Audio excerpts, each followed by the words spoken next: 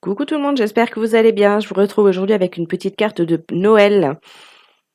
Donc tout d'abord, j'ai pris comme plusieurs que j'ai fait cette année, j'ai pris un papier qui fait 21 par 21 que j'ai plié en deux pour obtenir une carte qui fait 21 par 10,5. Donc à savoir que ce sont les enveloppes format dites lettres qui font cette taille-là et c'est pour ça que j'ai choisi en fait de faire des cartes de ce format puisque j'avais des enveloppes pré-timbrées qui faisaient cette taille tout simplement.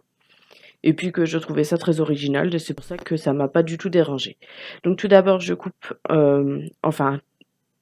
mon fond de carte et je prends un trois quarts de napperon que j'avais sous la main et que je positionne, donc je coupe des quarts comme ça et je positionne dans les coins.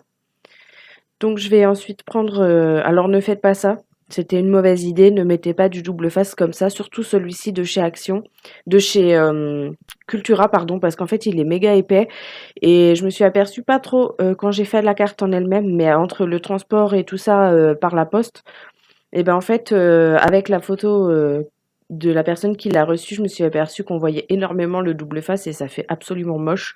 Donc soit vous mettez un double face ultra fin ou alors vous n'en mettez pas du tout. Parce qu'en fait, on voit le double face sur les bords et ça fait très laid. Donc j'ai mis ensuite de la colle avec comment dire, avec l'embout de précision et je colle donc dans le coin et je vais faire la même chose en fait avec le second. Donc une fois ceci fait, je pensais mettre juste les mots joyeux Noël et je trouvais que ça faisait triste et vide sur la carte et j'avais pas du tout envie de ça.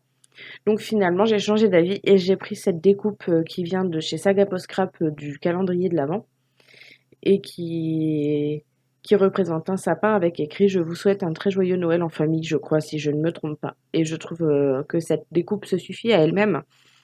Et je trouvais vraiment que ça habillait la carte. Et puis bah, j'adore cette découpe et je voudrais bien pouvoir la coller un peu partout. Mais bon, c'est pas possible. Mais en tout cas, je l'adore et j'avais vraiment hyper envie de la mettre sur cette carte. Donc une fois que que j'ai encollé, je positionne donc mon petit sapin. Donc j'essaye de le centrer.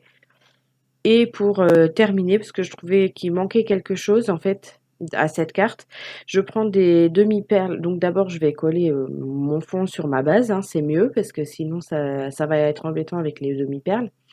Donc des demi-perles que j'ai trouvées chez Nose et je me rappelle plus de la marque, je me demande si c'est pas Cartabella ou quelque chose comme ça.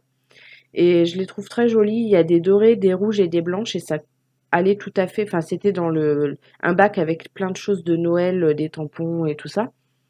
Et bah, j'avais envie de le mettre parce que je voulais rajouter une petite touche comme ça de demi-perle que je trouvais vraiment très jolie.